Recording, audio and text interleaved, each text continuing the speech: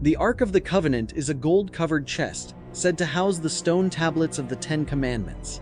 Beyond just law, it was believed to be a throne for divine presence, capable of parting rivers, destroying armies, and killing those who touched it unprepared. In the Temple of Solomon, it sat in the Holy of Holies, behind a veil only the high priest could cross. The power wasn't the box, it was what the box was a conduit for. Excalibur is the sword of sovereignty, pulled from stone or received from the Lady of the Lake. Depending on the version, it isn't just a weapon, it confirms identity. Arthur doesn't become king by blood, but by worthiness and fate. Excalibur shines with unbreakable glory, and when returned to the lake, it closes a cycle. Its power is not physical sharpness, it's legitimacy. Mjölnir, Thor's hammer, strikes with thunder and always returns to the hand that throws it.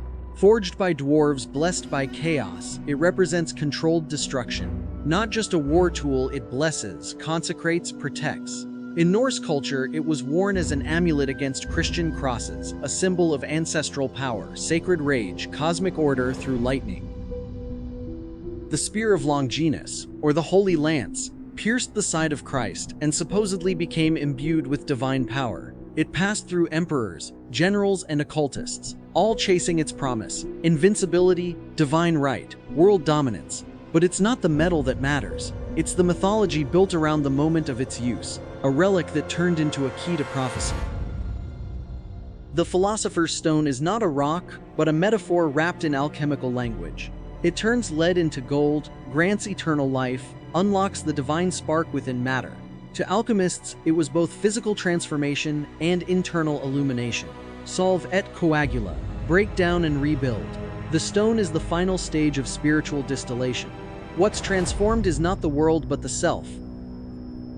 The Sampo from Finnish myth is a mysterious artifact forged by the blacksmith god Ilmarinen.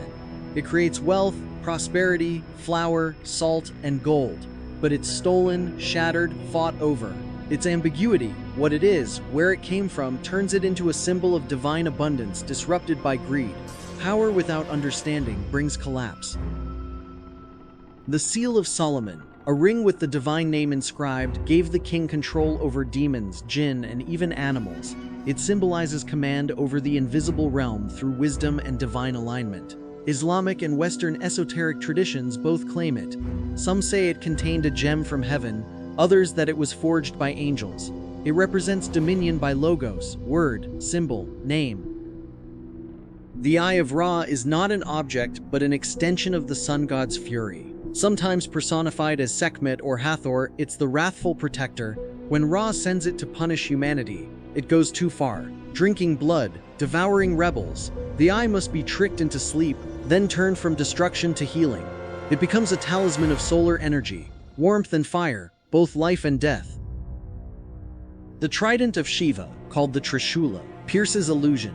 It represents the destruction of ego, ignorance, and time.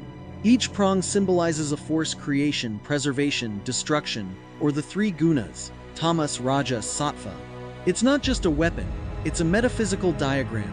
Shiva uses it not to dominate, but to liberate. The Cintamani stone appears in Hindu, Buddhist, and later Theosophical traditions.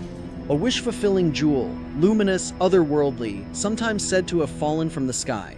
It's associated with the Nagas, the Bodhisattvas, and Shambhala. It doesn't just grant desires, it aligns them with higher will.